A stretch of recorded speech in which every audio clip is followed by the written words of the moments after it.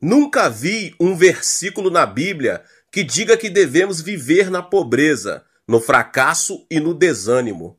Ao contrário, a Bíblia promete-nos prosperidade. E Deus é poderoso para fazer que lhe seja acrescentada toda a graça, para que em todas as coisas, em todo o tempo, tendo tudo o que é necessário, vocês transbordem em toda boa obra, como está escrito: distribuiu, deu seus bens aos necessitados, a sua justiça dura para sempre. 2 Coríntios 9, 8, 9. A bênção de Deus não consiste apenas na área espiritual, inclui também a área física. Temos o exemplo de Jó. Ele foi o homem mais rico do Oriente em sua época. Em Jó 1:3, lemos a respeito da sua enorme prosperidade, que tinha 7.000 ovelhas, 3.000 camelos, 500 juntas de boi, 500 jumentos e muitíssimos servos. É certo que ele foi tentado e perdeu tudo o que tinha.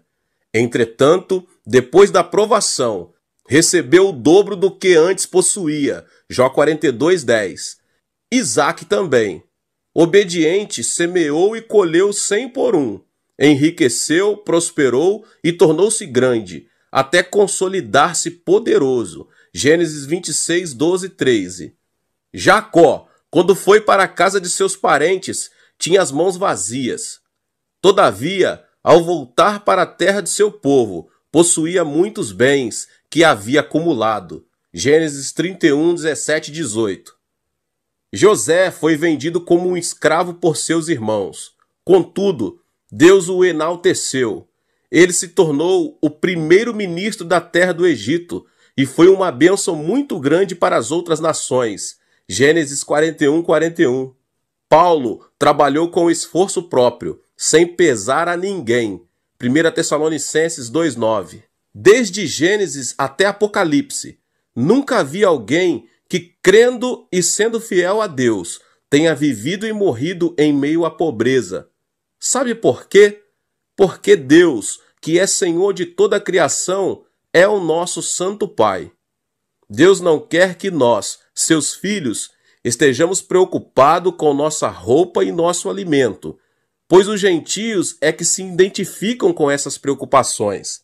Todas essas coisas são acrescentadas naturalmente, se tão somente buscarmos primeiramente o reino de Deus e a sua justiça.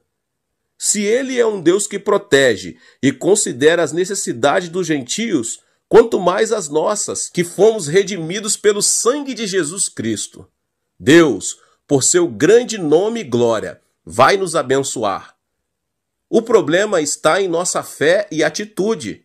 A fé e a atitude são a chave que, por meio de uma vida criativa e produtiva, possamos receber toda a bênção que Deus tem para nós. Agora vou ministrar sobre 7 passos que o ajudarão a receber a bênção que você tanto deseja. Eles estão baseados nas diversas etapas da criação do universo.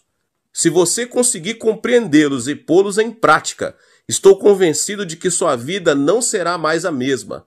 Estes 7 passos farão com que a escuridão se transforme em luz, o caos se converta em ordem, a morte se torne em vida e o desprezível se transforme em algo agradável. Estou certo, meus irmãos, que em lugar da pobreza predominará a prosperidade, em lugar da tristeza, a alegria.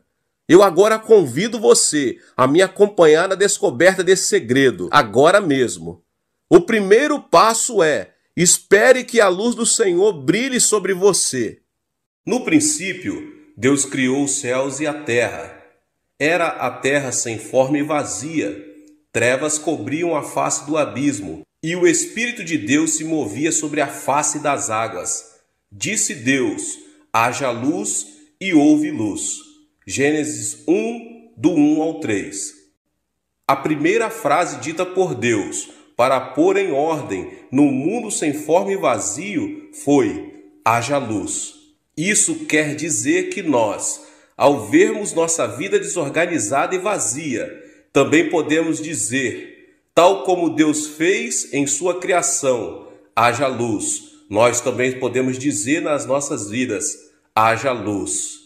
Sobre qualquer área das nossas vidas, nós podemos declarar a palavra de Deus, haja luz, seja na área da saúde, seja na área das finanças, seja na área do ministério, seja na área familiar, seja na área profissional, em todas as áreas das nossas vidas, nós podemos dizer como Deus disse, haja luz. E você, meu irmão, minha irmã, você verdadeiramente quer essa luz? Ela nos permite ver as coisas claramente, ainda que seja à noite. Espiritualmente falando, a luz permite nos ver claramente a direção que devemos dar os nossos passos. Agora, o que fazer para que a luz ilumine nossos passos? Primeiramente, ore com fervor. Em seguida, é preciso declarar, no momento em que creu, ter recebido a fé para aceitá-la, porque a luz resplandecerá sobre a vida na forma de visões e ideias criativas. Agora eu compartilho com vocês um testemunho de uma irmã de minha igreja. Uma irmã que era membro da minha igreja. Teve, certa vez, uma série de dificuldade financeira por causa de um problema de negócios. Com 5 filhos, a situação não garantia nenhuma segurança. Tal foi sua ansiedade que ela decidiu passar dias em oração e jejum. Certo dia, enquanto orava, uma luz brilhou e ela teve uma visão clara, ela teve uma substância. Nela, a irmã viu muito claramente um local que Deus a mostrou. Sem duvidar um instante, ela teve certeza de que a visão vinha de Deus, vinha dos céus. Um mês depois, abriu um negócio exatamente no local mostrado na visão. E a partir de então, o Senhor a supriu para quitar toda a dívida financeira que ela tinha. Então, meus irmãos, o primeiro passo para conseguir uma vida criativa é esperar que a luz de Deus brilhe sobre a sua vida. Espere pela luz do Senhor Jesus. Não se mova, nem decida fazer alguma coisa por sua conta própria, antes de ver a luz de Deus. Hoje muitas pessoas não sabem como sair e escapar do abismo de suas vidas, porque preferem depender de suas próprias forças e de seus próprios métodos humanos. Portanto, eu quero deixar muito claro que, se você realmente deseja uma vida de bênção e êxito, você deve esperar em oração e meditação na palavra, até que a luz de Deus resplandeça sobre sua vida. A luz criativa de Deus revelará a seu coração qual o seu dever, o que você deve fazer, é o direcionamento de Deus para a sua vida. A luz de Deus que está brilhando sobre você, sobre a sua vida, pode vir de diversas formas. Ela pode vir através dos sonhos, ela pode vir através de visões, ou uma palavra específica enquanto alguém está pregando. Talvez nessa palavra agora que você está ouvindo, Deus já está clareando na sua mente um propósito, uma ideia criativa, algo que você precisa fazer que vai realmente mudar a sua situação, uma revelação de Deus específica para a sua vida. Então, a fim de usar sua fé, é preciso que você tenha a visão de um objetivo claro que Deus te mostrou. A fé é a substância das coisas, coisas nítidas, coisas que se esperam. É preciso que a pessoa tenha um anelo ardente no seu coração pela mudança. Se não o tiver, então espere e peça que Deus lhe conceda, que Deus entregue isso a você, para que você consiga alcançar a substância. Você precisa ter a substância de algo que você está precisando, você precisa ver, você precisa, em nome de Jesus Cristo, ter uma imagem da sua vitória, da sua bênção na sua vida. Então clame pela palavra de Deus, proclame, pois a sua palavra se espalha e cria. Deus falou e todo o universo se formou pela palavra. Sua palavra é o material que o Espírito Santo usa a fim de criar. Espere que o Espírito Santo de Deus o guie em sua direção, porque todo cristão que se adiantar ao Espírito fracassará. Portanto, espere em oração e confesse pela fé, que a luz de Deus resplandeça sobre minha vida.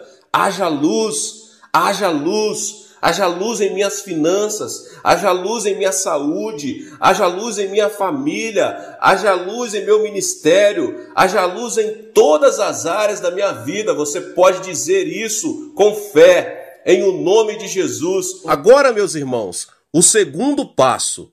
Céus abertos, a chave do milagre. Depois disse Deus: haja entre as águas um firmamento que separe as águas das águas. Então Deus fez o firmamento e separou as águas que ficaram abaixo do firmamento das que ficaram por cima. E assim foi. Ao firmamento Deus chamou céu. Passaram-se a tarde e a manhã. Esse foi o segundo dia. Gênesis 1, do 6 ao 8. No segundo dia da criação, Deus disse: haja entre as águas um firmamento, que separe as águas das águas. O cosmo, que até esse momento se encontrava cheio de águas, foi dividido em dois, e no meio observou-se os céus. De acordo com o primeiro passo, já recebemos a luz de Deus. No entanto, a verdade é que tudo o que nos rodeia está cheio de águas de ansiedade, desesperança e maldição. O segundo passo indica que as águas da desesperança devem ser divididas em até duas, até que possamos ver com nossos próprios olhos os céus, que simbolizam a esperança. O céu envolve a presença divina e sua palavra, pois a palavra dará lugar ao milagre. Consequentemente, da mesma forma que na criação do universo, nós também precisamos ver os céus abertos. A porta do céu tem de se abrir. Não podemos depender de nossos próprios esforços, e sim da bênção divina por meio dos céus abertos, pois por eles ouviremos a voz de Deus. Se podes crer, tudo é possível ao que crer. Você pode notar os céus abertos em sua vida e em seu coração? Você pode ver a expansão da fé em sua vida?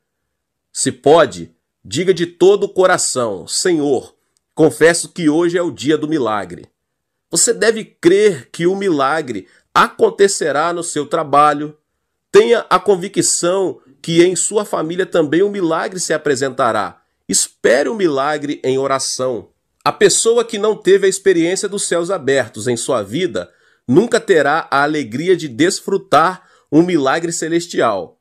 Porque para essa pessoa, a palavra de Deus não é a palavra de poder, viva e eficaz. Um dos piores defeitos na vida de um cristão é a falta de perseverança. Na época do dilúvio, Noé e sua família não viram uma gota sequer da água durante 150 dias, pois a arca era uma embarcação de janelas. Noé fez uma arca com 3 andares, com uma porta grande que, de acordo com a Bíblia, fora fechada por Deus. Consequentemente, a única coisa que ele e sua família podiam ver era o céu, por uma janela localizada na parte superior da arca. Choveu durante 40 dias e 40 noites, e uma grande inundação cobriu a terra, prenúncio para essa família de um futuro sombrio e sem esperança. No entanto, a única coisa que Noé viu foi o céu. O que isso significa, meus irmãos?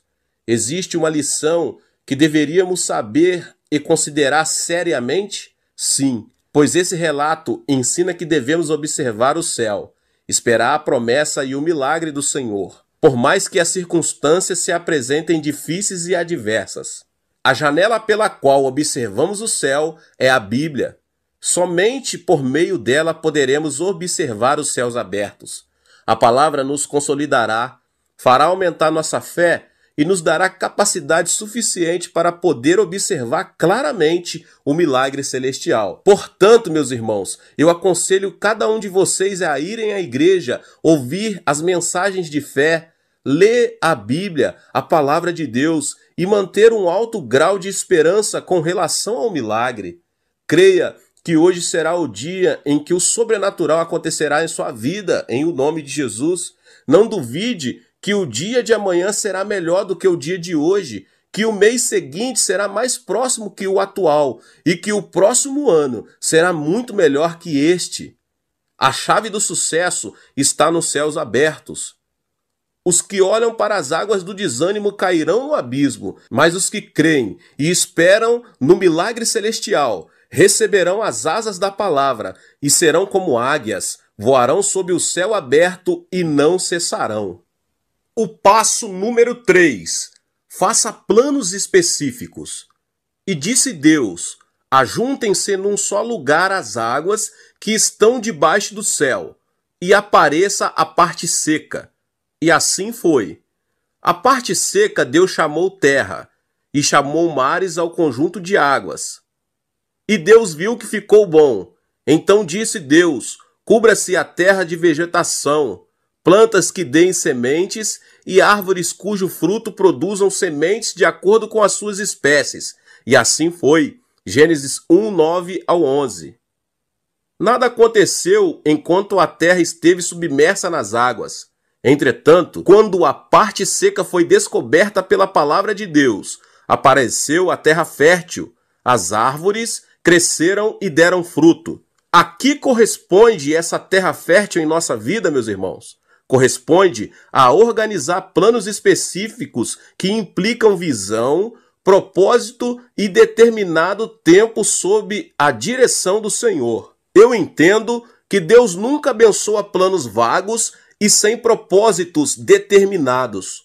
Você quer que sua igreja cresça? Então, como pastor, especifique seus planos e suas estratégias com relação ao crescimento da igreja. Pense e calcule quantas pessoas por semana deveriam visitar sua igreja pela primeira vez para chegar ao número que você deseja.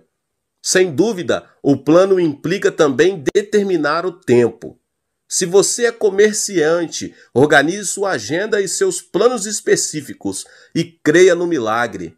Determine a variedade de produtos a serem vendidos, o tamanho da área que você deseja alcançar, a importância do lugar, o faturamento diário e etc. Devemos nos estabelecer na terra fértil, sobre a qual produziremos frutos e diremos com toda a nossa força: faze um milagre, Senhor, e ele agirá. Por maior que seja a terra, se ela estiver debaixo da água, nenhum mapa será capaz de apontar sua existência. A parte seca tem de ficar descoberta para se converter em terra fértil e dar fruto. Planos e propósitos terão de surgir de seu coração. Desse modo, Deus poderá abençoar a terra fértil e dar fruto. Nenhum propósito que não seja específico poderá ser abençoado por Deus e, consequentemente, nunca poderá dar fruto. Não conheço nenhum propósito específico que não tenha sido abençoado por Deus. Portanto, meus irmãos, façam planos específicos, organize suas agendas de forma clara e transparente, estabeleça prazos. Deus abençoará sua terra descoberta. O quarto passo é: deixe que o sol, a lua e as estrelas iluminem sua vida. Disse Deus: haja luminares no firmamento do céu, para separar o dia da noite. Sirvam ele de sinais para marcar as estações, dias e anos, e sirvam de luminares no firmamento do céu, para iluminar a terra. E assim foi. Deus fez os dois grandes luminares, o maior para governar o dia e o menor para governar a noite. Fez também as estrelas. Deus os colocou no firmamento do céu para iluminar a terra. Gênesis 1, 14 ao 17. É interessante saber que no quarto dia Deus criou o sol, a lua e muitas estrelas para o homem. O sol do homem é a sabedoria, a lua, os sentimentos, e as estrelas, aquelas ideias criativas que nos ajudarão a resolver algum problema. Qual é o propósito disso tudo, meus irmãos e irmãs? Uma vez estabelecidos planos específicos, é preciso realizá-los com sabedoria, emoção e inteligência, distinguir os tempos e as situações que aparecerão ao longo da aventura. Não é normal um lavrador colher seus frutos em época de inverno. Por mais que tenha fé, a ponto de mover montanhas e peça a Deus: A lei da natureza e de Deus indica que devemos plantar semente na época da primavera, para colher na época do verão ou outono. Em nossa vida cristã, nunca devemos realizar algo sem distinguir e levar em conta os tempos. A visão e o propósito de Deus não determinam tudo. O tempo é também outro fator importante para o sucesso. Portanto, temos de saber distinguir o tempo divino e utilizar a sabedoria, a emoção e a inteligência. É certo que há momentos em que a condição climática de nosso coração indica tempo nublado e instável, em decorrência das névoas de ódio e mesquinharia. É preciso manter distância dessas névoas. Eu li certa vez um artigo sobre uma descoberta feita pela Universidade de Osaka, Japão. Dizia assim: depois de haver confinado um cão durante 4 horas e o haver provocado até chegar a certo limite, observou-se em seu encéfalo uma grande quantidade de elemento tóxico, um veneno denominado cian, capaz de matar 80 filhotes. Com o homem, isso também ocorre. Quando alguém se irrita, esses venenos se distribuem e produzem uma mudança fisiológica que afeta diversos órgãos do corpo. Portanto, nunca decida fazer algo por mesquinharia ou sentimentos casuais. Se você consegue manter esses 2 elementos distantes, o sol, a lua e as estrelas nunca deixarão de brilhar sobre a sua vida. E o 5º passo: visualize a prosperidade. Diz também Deus: encham-se as águas de seres vivos e voem as aves sobre a terra, sobre o firmamento do céu. Assim, Deus criou os grandes animais aquáticos e os demais seres vivos que povoam as águas, de acordo com as suas espécies, e todas as aves, de acordo com as suas espécies. E Deus viu que ficou bom. Então Deus os abençoou, dizendo: sejam férteis e multipliquem-se, encham as águas dos mares, e multipliquem-se as aves na terra. Passaram-se a tarde e a manhã, esse foi o 5º dia. E disse Deus: produz a terra seres vivos de acordo com as suas espécies, rebanhos domésticos, animais selvagens e os demais seres vivos da terra, cada um de acordo com a sua espécie. E assim foi. Deus fez os animais selvagens de acordo com as suas espécies, os rebanhos domésticos de acordo com as suas espécies e os demais seres vivos da terra de acordo com as suas espécies. E Deus viu que ficou bom. Gênesis 1, 20 ao 25. No 5º e 6º dias da criação, Deus encheu a terra e as águas de seres vivos. Na expansão dos céus, as aves, sobre a terra, espécies variadas de animais, nas profundezas das águas, grandes animais aquáticos. Imagine-se dono de tudo isso. Que tipo de ideia viria à sua mente? Uma autoimagem positiva de prosperidade ou uma imagem negativa de pobreza e miséria? Sem dúvida, uma imagem de prosperidade agora está na sua mente. Portanto, nunca deixe de visualizar a prosperidade. Deixe que em seu coração se movam com liberdade as aves, os animais e os peixes do mar. Deixe que a prosperidade prolifere em seu coração. Ao continuar visualizando a prosperidade em sua mente, as ondas de prosperidade fluirão de você. E pelo princípio da massa, seu sucesso produzirá outro sucesso, sua bênção outra bênção, e a prosperidade não deixará de aumentar, a tal ponto que você ficará rodeado de êxito e de bênção. Mas se você continuar visualizando o fracasso e a pobreza e disser: não posso, sou um fracasso, sou pobre, sempre o fui, as ondas de pobreza que fluem de você atrairão outra pobreza e outro fracasso. Se você mantém um pensamento negativo como esse, de acordo com o princípio da massa, nunca poderá sair da miséria, da pobreza e da doença, pois estas o alcançarão. Assim, se você deseja ser bem-sucedido, nunca deixe de crer na prosperidade. Visualize em seu coração a abundância de aves, animais e peixes do mar. Permita-se encher de imagens de prosperidade e sucesso. A parábola dos talentos, em Mateus 25, relata que Ao servo que recebera 5 talentos e fora trabalhar para ganhar outros 5 talentos, foi dado mais 1 talento. Mas ao servo que havia recebido 1 talento e o havia escondido na terra, foi tirado o que tinha. Jesus concluiu seu comentário dizendo: pois a quem tem, mais será dado, e terá em grande quantidade. Mas a quem não tem, até o que tem lhe será tirado. Eu o abençoo em o nome do Senhor Jesus Cristo, com relação ao trabalho, e que você possa visualizar a sua prosperidade, felicidade e a saúde. E o 6º passo é: pense afirmativamente. Deus os abençoou e lhes disse: sejam férteis e multipliquem-se, encham e subjuguem a terra, dominem sobre os peixes do mar, sobre as aves do céu e sobre todos os animais que se movem pela terra. Gênesis 1, 28. Chegamos ao 6º passo da escada da bênção.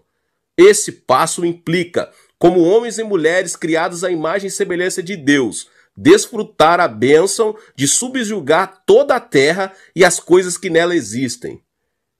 Devemos primeiramente concentrar nossa atenção na realidade que fomos criados à imagem e semelhança de Deus. A imagem de Deus no homem foi deteriorada pelo pecado de Adão e Eva.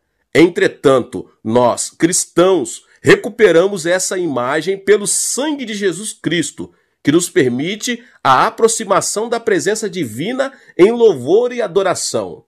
O importante é estarmos conscientes de que fomos criados à imagem de Deus. A história relata que o homem, em sua ignorância, construiu a Torre de Babel, querendo mostrar ser capaz de igualar-se a Deus. O resultado dessa atitude foi o caos. Portanto, devemos nos submeter à soberania de Deus, obedecer à sua palavra e deixar que o Senhor seja o mais importante em nossa vida. Deus nos disse para subjugarmos a terra. Esse ato de conquista implica que devemos mostrar uma atitude ativa. Temos de avançar com todas as nossas forças. Não podemos esperar que o Senhor abençoe nossa vida se desfrutarmos e gastarmos tudo o que queremos e não nos esforçamos e nem mostramos seriedade em nosso objetivo. Com uma vida assim, nunca poderemos ressaltar a diferença da bênção de Deus. Se você quer ser líder, deve comprometer-se com um alto grau de responsabilidade. O líder deve caracterizar-se e identificar-se com a responsabilidade. Uma pessoa irresponsável nunca poderá se transformar em alguém que lidera outros. O chefe de família deve ser o que leva no ombro toda a carga da família. Deus abençoa as pessoas com disposição de responsabilidade, com relação ao tempo e ao trato de sua própria vida. Se desejamos subjugar a terra, como fez Adão, devemos manter um pensamento afirmativo. Todo aquele que pronunciar palavras negativas ficará excluído dessa bênção. Mas a pessoa que pensa de maneira positiva confessa com intrepidez: eu sou o Filho de Deus, que subjuga e domina qualquer tipo de circunstância. Subjugo as enfermidades no nome do Senhor Jesus Cristo. Pelas feridas de Jesus eu fui curado. Subjugo e domino minha personalidade ruim em nome de Jesus. Se você conseguir manter uma atitude positiva, de conquista e de vitória, contará com abundância de prosperidade e felicidade. E o passo 7 e último: ore até que a paz de Deus repouse sobre sua vida. Assim foram concluídos os céus e a terra, e tudo que neles há. No 7º dia, Deus já havia concluído a obra que realizara, e nesse dia descansou. Gênesis 2, 1 e 2. Depois de haver criado todo o universo e tudo que nele existe, Deus descansou. O descanso é uma etapa fundamental nesse processo. É preciso repouso e paz interior. Certo jovem começou a escrever num papel todas as coisas que desejava: fama, dinheiro, saúde, uma esposa bonita, um filho inteligente, poder e outras coisas mais. E a lista parecia não ter fim. Uma vez terminada a extensa lista, foi mostrá-la a um professor. muito estimado pelo jovem. Olhe, professor, anotei neste papel especificamente todas as coisas que considero importante. Vou consegui-las, custe o que custar. O professor, sorrindo, disse ao jovem: muito bem, mas você se esqueceu do mais importante. Surpreso, o jovem perguntou: o que é mais importante? Então o professor, pegando uma caneta da escrivaninha, escreveu no final da lista: paz interior. Os irmãos compreenderam? Você pode conseguir toda a fama e a riqueza que deseja, mas se não tiver paz no coração, nunca poderá ser uma pessoa feliz. Essa é a razão por que Deus descansou no sétimo dia. Todo o início e todo o fim estão nas mãos do Onipotente. Deus foi quem deu início à criação deste mundo físico e repousou ao terminar sua obra. Não existe nada no universo que tenha sido criado pelo homem. Deus criou o homem depois de haver criado todo o universo. Em consequência, Adão não precisou fazer nenhuma obra. Foi Deus quem criou e, além disso, ele governa este mundo. O homem é quem deve crer no Senhor, adorá-lo e louvá-lo todos os dias. A razão para Adão e Eva serem expulsos do jardim do Éden foi o fato de eles terem desejado criar e dominar seu próprio mundo. A obra criativa é um privilégio de Deus. Consequentemente, para termos sucesso, devemos deixar que Deus faça a obra por nós e não nós por Deus. Você tem dificuldades em sua vida? Peça a obra a Deus e deixe que Ele a faça. Aproxime-se da presença divina e deixe Deus operar um milagre, porque só assim você poderá desfrutar a bênção do repouso e da paz interior, que em seu coração serão como faróis lhe mostrando que Deus tomou o controle da sua vida. A Bíblia diz em Mateus 11, versos 28, 29 e 30, venham a mim, todos os que estáis cansados e sobrecarregados, e eu lhes darei descanso. Tomem sobre vocês o meu jugo e aprendam de mim, pois sou manso e humilde de coração, e vocês encontrarão descansos para as suas almas, pois o meu jugo é suave e o meu fardo é leve. Em síntese, não importa o que você faça, primeiro ore até que a paz de Deus repouse sobre a sua vida. Em seguida, comece o seu trabalho. Eu ensinei para os irmãos da Coreia, principalmente para os irmãos da minha igreja, essa prática.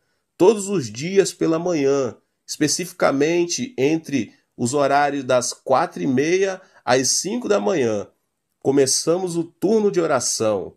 Nenhum dos irmãos de minha igreja na Coreia saem para trabalhar sem antes levarem um tempo de oração. Não inicie algo sem sentir a paz de Deus. Caso contrário, o responsável pelo fracasso será você mesmo. No entanto, se um projeto for iniciado contando com a paz divina, o alfa e o ômega, o princípio e o fim, se responsabilizará e fará a obra por você. Então deixe Deus fazer por você. Entre no descanso de Deus, em nome de Jesus. Meus queridos, que Deus abençoe a vida de cada um. Que palavra maravilhosa. Aproveita para se inscrever aqui no canal, ative o sininho das notificações para você não perder nenhum vídeo dessa série do Pastor David Poyong Show. Amém? Então deixe também o seu like, tá? E compartilhe também com as pessoas que você mais ama este vídeo, tá bom? Compartilhe nas suas redes sociais. E também nos vemos nos próximos vídeos.